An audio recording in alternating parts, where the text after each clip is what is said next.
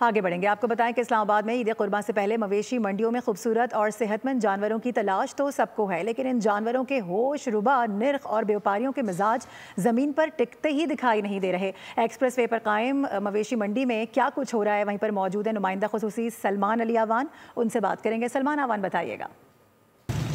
जी बिल्कुल, मैं इस वक्त मौजूद हूँ इस्लामाबाद में ज़िया मस्जिद के करीब कायम की गई मवेशी मंडी में, और यहाँ पर इस मंडी में इस बार चर्चा है बबलू नामी बैल का, जिसे आप मेरा रकब में देख सकते हैं। सफ़ेद रंग का इंतहाई खूबसूरत बैल है, जिसे इसके मालिकों ने बड़ी चाह से पाला है, बड़े प्यार से पाला है। और बबलू की कीमत जो है वो इस वक्त मंडी में सबसे ज़्यादा है। अपनी कीमत और अपनी खूबसूरती के बायस बबलू जो है वो सबकी तवज्जो का मरकज़ बना हुआ है। इस वक्त मेरे साथ मौजूद हैं मुनव्वर हुसैन साहब, जो कि बबलू के मालिक हैं और बबलू को ख़ास तौर पर इस मंडी में लेकर आए हैं।